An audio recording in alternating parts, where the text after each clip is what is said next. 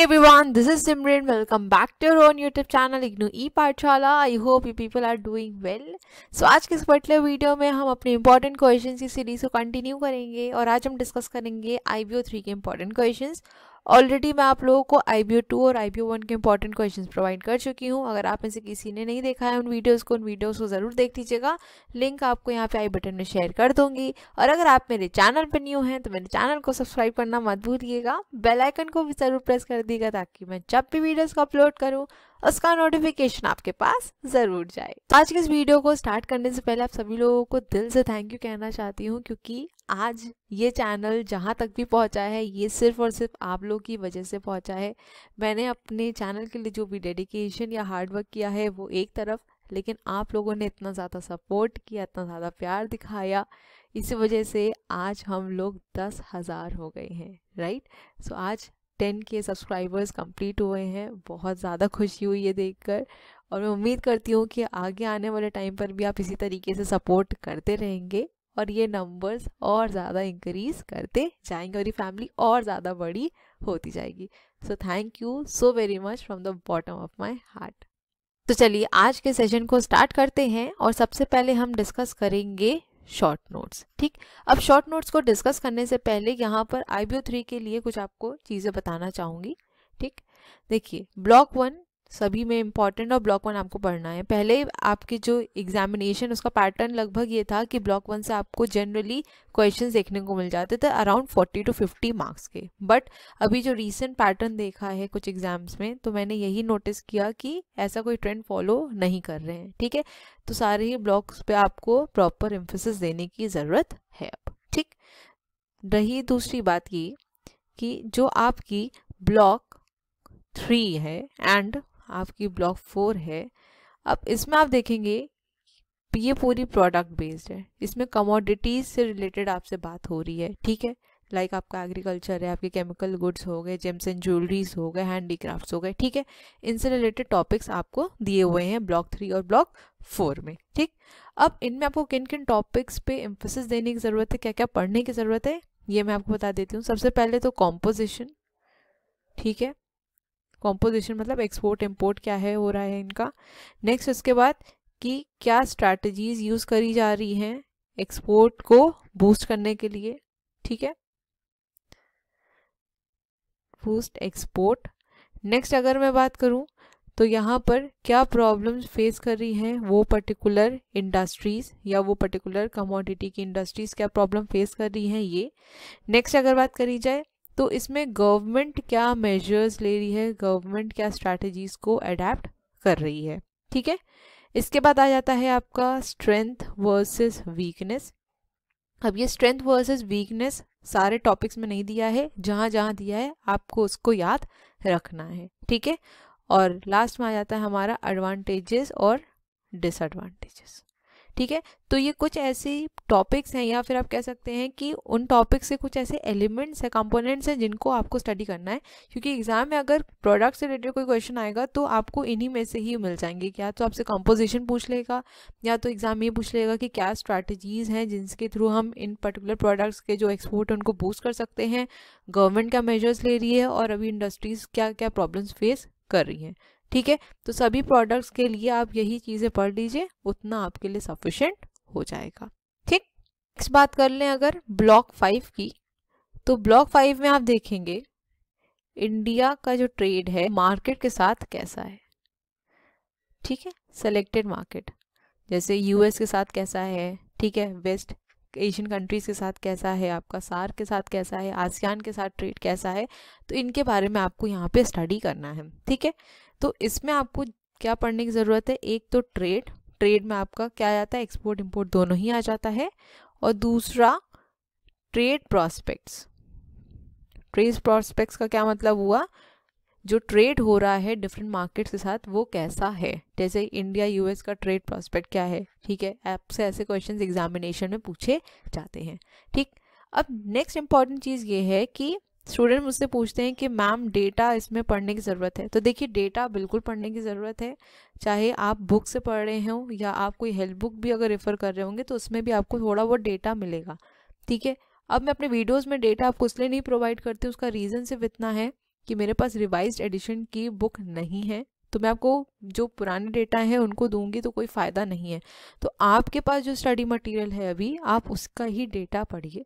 अब data exactly पूरा याद रखना मुझे भी पता है किसी के लिए भी पॉसिबल नहीं होगा, तो आप नियरेस्ट डेटा याद रखने की कोशिश करिए, ठीक है। आ जाते हैं हम अपने टॉपिक्स की तरफ। पहला आपको दिया हुआ क्वेश्चन यहाँ पे, एक्सपोर्ट प्रमोशन कैपिटल गुड्स। ये क्वेश्चन आपसे पूछा गया है यूनिट नंबर 4 से, ठीक है। और ये आपका इंपॉर्टेंट है, आपको शॉर्ट नोट्स में कई बार ये क्वेश्चन देखने को मिल जाएगा, ठीक है। नेक्स्ट है हमारा advance licensing scheme for export promotion, तो ये भी आपका यूनिट नंबर 4 से ही पूछा गया है, ठीक है। नेक्स्ट है strength and weakness of India's textile industry with respect to export prospects, तो ये पूछा गया है आपसे यूनिट नंबर 9 से। अब देखिए यहाँ पर यही पूछा ना आपसे, strength and weakness Indian textile industry की, ठीक है। तो मैंने आपको बताया यही 4-5 चीज़ें हैं, जो 6 आपके एलिमेंट्स हैं, इन्हीं को ही अगर आप स्टडी करेंगे हर एक प्रोडक्ट के एस्पेक्ट में, तो उतना आपके लिए सफिशिएंट होगा, एग्जाम में आपको क्वेश्चंस मिल जाएंगे यहाँ से, ठीक है। नेक्स्ट है the agreement on multi fibre arrangements relating to textile and clothing implication for India. ये टॉपिक आपका ना इम्पॉर्टेंट है, ठीक है। और ये आपको लॉन्ग में भी क्वेश्चन देखने को मिल सकता है और शॉर्ट में भी, ठीक। तो ये क्वेश्चन भी आपका पूछा गया है यूनिट नंबर 9 से, ठीक है। नेक्स्ट है policies and strategies to boost leather exports, ये आपका है क्वेश्चन यूनिट नंबर 11 से, ठीक है। देखिए ये भी प्रोडक्ट बेस्ड है आपका, यहाँ पे आपसे क्या पूछा है, पॉलिसीज एंड स्ट्रैटेजीज, कैसे आप एक्सपोर्ट्स को बूस्ट कर सकते हैं, ठीक। नेक्स्ट है इंडो यूएस ट्रेड प्रॉस्पेक्ट, तो ये पूछा गया है आपसे यूनिट नंबर 16 से, ठीक है। नेक्स्ट है बैलेंस ऑफ पेमेंट अकाउंटिंग, ये आपका टॉपिक है यूनिट नंबर 2 से, और ये हमेशा से इम्पॉर्टेंट और हमेशा से फेवरेट क्वेश्चन रहा है आपके एग्जामिनर का, चाहे शॉर्ट में पूछे आपसे और चाहे लॉन्ग में पूछे, बैलेंस ऑफ पेमेंट का क्वेश्चन एग्जाम में आता ही आता है, ठीक है। नेक्स्ट है India's competitive advantages and disadvantages in chemical exports, तो ये आपसे पूछा गया है यूनिट नंबर 14 से।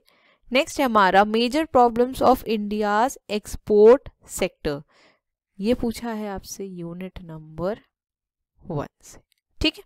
अब यहाँ पर आपको इसका हिंदी में भी कंटेंट मिल जाएगा, एक बार अपने एंड से ज़रूर चेक कर लीजिएगा, क्योंकि मैं गूगल ट्रांसलेशन यूज़ करती हूँ, तो हो सकता है कुछ वर्ड्स यहाँ पर आपके गलत हों, ठीक। तो एक बार अपने एंड से ज़रूर देख लीजिएगा, ठीक है।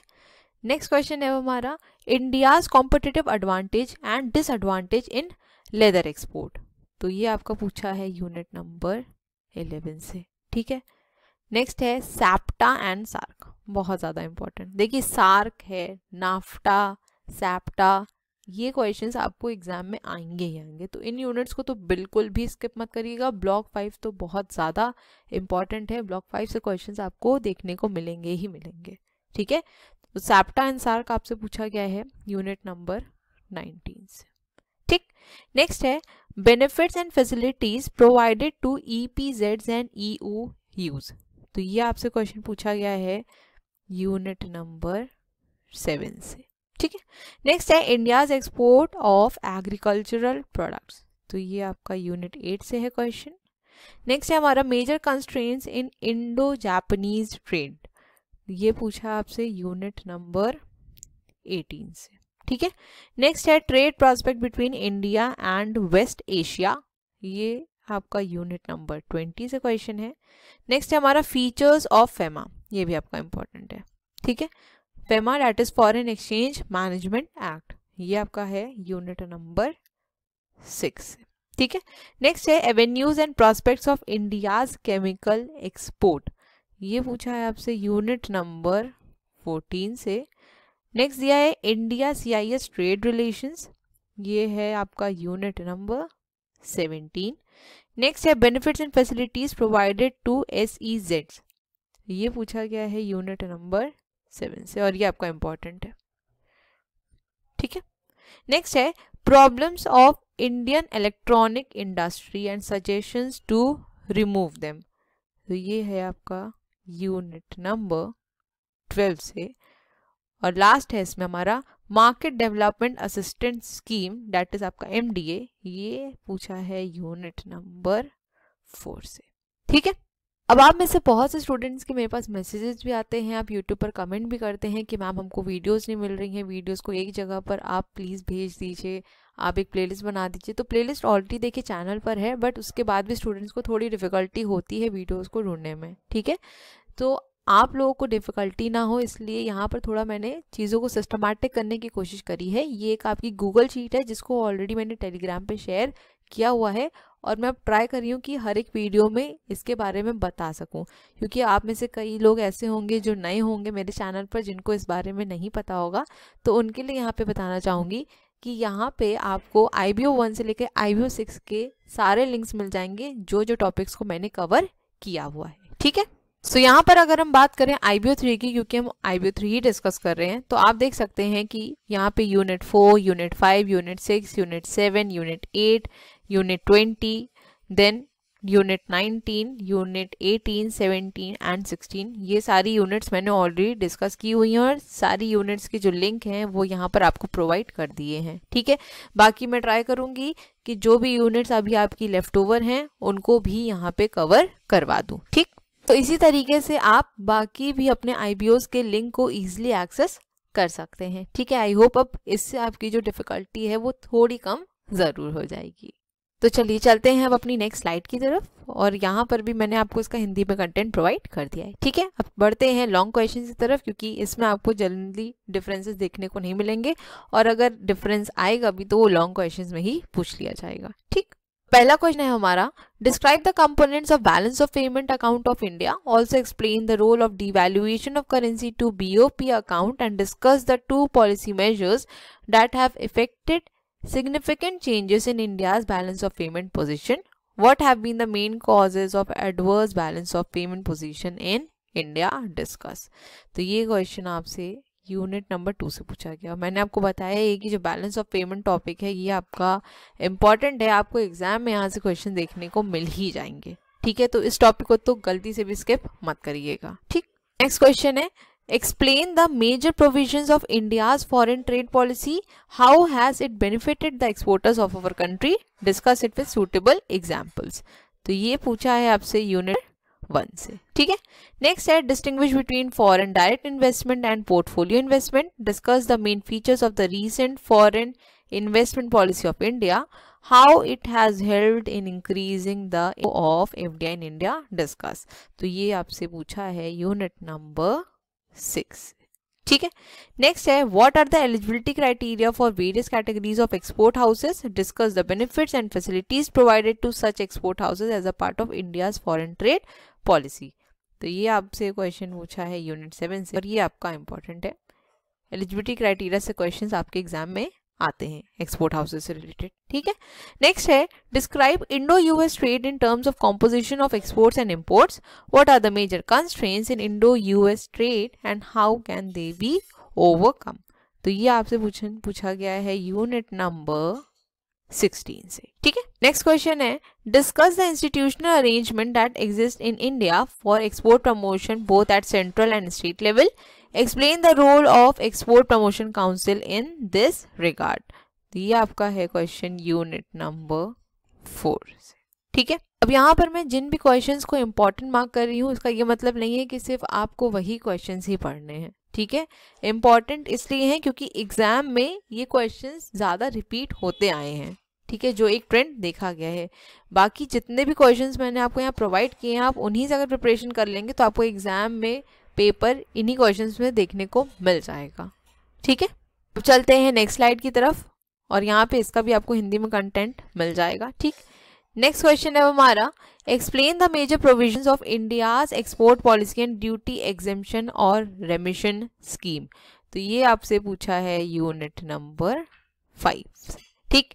नेक्स्ट है, describe some of the important export promotion measures initiated by the government of India to boost the national export effort, indicate the constraints hampering such effort. तो ये आपसे पूछा है यूनिट 4 से, और ये भी टॉपिक आपका इंपॉर्टेंट हो जाता है। अब ये आपसे लॉन्ग में भी क्वेश्चन पूछा जा सकता है और शॉर्ट में भी पूछा जा सकता है, ठीक है, लेकिन लॉन्ग के लिए ही प्रिपेयर करिएगा ताकि शॉर्ट में अगर आए तो आप इजिली इसको अटेम्प्ट कर पाएं, ठीक। नेक्स्ट क्वेश्चन है, explain the rational behind export promotion in India, describe the guidelines drawn up for a more realistic export promotion programme. तो ये क्वेश्चन भी आपका यूनिट 4 से, ठीक है, ये भी आपका इंपॉर्टेंट हो। नेक्स्ट क्वेश्चन है अब, trace the development of India's textile sector after phase out of MFA, how exports of textile items can be increase from India, what are the issues and unique challenges involved after MFA period, explain it। ठीक है, सो ये question आपका है unit number 9 से, और मैंने आपको बताया है जो आपका MFA टॉपिक है ये आपका इंपॉर्टेंट है, ठीक है। नेक्स्ट क्वेश्चन है, what is SAFTA, describe briefly about the formation and objective of SAFTA and the hurdle members country are facing at the time of trade amongst themselves, what is the composition of India's trade with SAFTA member countries। Part B बोल रहा है what are the objectives of SAARC, examine India's SAARC trade prospects। तो ये आपसे question पूछा है unit number 19 से, और ये भी आपकी बहुत ही ज्यादा इंपॉर्टेंट यूनिट है, ठीक है। नेक्स्ट है, describe the changing pattern of India's foreign trade with reference to products and markets. तो ये आपसे पूछा है यूनिट नंबर 1 से।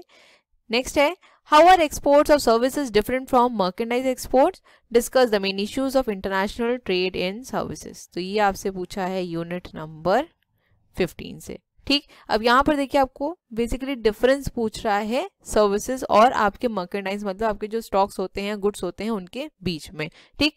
अब एक ही सिंगल डिफरेंस है तो अलग से कोई डिफरेंस नहीं पूछे जाएंगे इसमें, आपको सिंपली जो लॉन्ग क्वेश्चन है उसी में ही डिफरेंसेस पूछ लिए जाएंगे, ठीक। चलते हैं नेक्स्ट स्लाइड की तरफ, और यहाँ पे इसका भी हिंदी में कंटेंट प्रोवाइड कर दिया है, एक बार अपने एंड से जरूर चेक करिएगा, ठीक है। नेक्स्ट क्वेश्चन है हमारा, what are the measures taken by the government of India to promote agricultural exports, what strategies would you suggest to realise full export potential of agricultural sector. तो ये आपसे पूछा है यूनिट नंबर 8 से, ठीक है।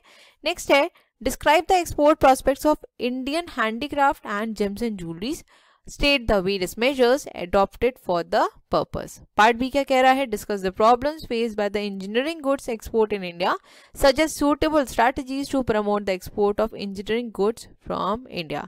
तो यहाँ पे आपको ये दो अलग अलग यूनिट से क्वेश्चन है, पहला जो आपका पार्ट है वो है यूनिट नंबर 10 से, और दूसरा पार्ट दिया है यूनिट नंबर 13 से, ठीक है। ए पार्ट वाला क्वेश्चन है यूनिट 10 से और बी पार्ट वाला यूनिट 13 से, ठीक। नेक्स्ट क्वेश्चन हमारा, what are TRIPS, how this agreement helps in trade in intellectual property rights, how these rights are protected and help in increasing India's foreign trade. तो ये आपका question पूछा है unit number 5 से, ठीक है। नेक्स्ट है, discuss the significance of European Union as a market for India's export, what measures would you suggest at the corporate and government level to promote exports to this market. तो ये आपसे question पूछा गया है unit number 17 से, ठीक है। Next है, analyse the export trend and market potential of any two major service in each of the conventional and non conventional service sector. तो ये आपसे क्वेश्चन आया है यूनिट नंबर 15 से, और मैं आपको एक चीज़ बताना भूल गई, यूनिट 15 भी आपकी इंपॉर्टेंट है, क्योंकि सर्विसेज की बात करिए तो जनरली आपके जो गैट्स होते हैं यहाँ से क्वेश्चन आपको देखने को मिल सकता है, ठीक है। नेक्स्ट है, how India's foreign trade can be said to be an engine of economic growth, give the direction of India's foreign trade and commodity composition of the same. तो ये आपसे क्वेश्चन पूछा है यूनिट नंबर 1 से, और last question है हमारा, explain the Indo ASEAN trade and economic relations and assess the trade prospect between India ASEAN countries. तो ये आपसे पूछा गया है unit number 19। So unit 19 as I told you important है, क्वेश्चन यहाँ से आपको आ सकते हैं, ठीक है।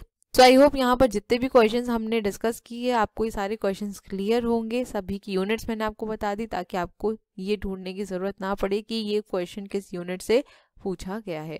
बाकी जिन भी टॉपिक्स को मैंने ऑलरेडी कवर अप किया हुआ है उसके लिए भी मैंने आपको दिखा दिया है, उस शीट को आप इजीली एक्सेस कर सकते हैं। जिन्होंने अभी तक टेलीग्राम चैनल नहीं ज्वाइन किया है ज्वाइन कर लीजिए। टेलीग्राम चैनल का नाम है इग्नू स्क्वाड। जिन्होंने अभी तक नहीं ज्वाइन किया है डू ज्वाइन इट। यहाँ पर आपको सारी PDF, सारे लिंक्स, इग्नू से रिलेटेड जो भी इंफॉर्मेशन है वो सारी यहाँ पर मिल जाएगी, ठीक है। So thank you so much for watching. Please video को लाइक ज़रूर कर दीजिएगा और अगर अभी तक चैनल को सब्सक्राइब नहीं किया है तो चैनल सब्सक्राइब कर लीजिए, बेल आइकन को भी ज़रूर प्रेस कर दीजिएगा ताकि मैं जब भी वीडियोस का अपलोड करूं उसका नोटिफिकेशन आपके पास ज़रूर जाए। अपने फीडबैक देना मत भूलिएगा और वीडियोस को ज़्यादा से ज़्यादा शेयर करिएगा। मिलेंगे अपने नेक्स्ट वीडियो में। Till then stay safe, stay healthy, bye bye, take care.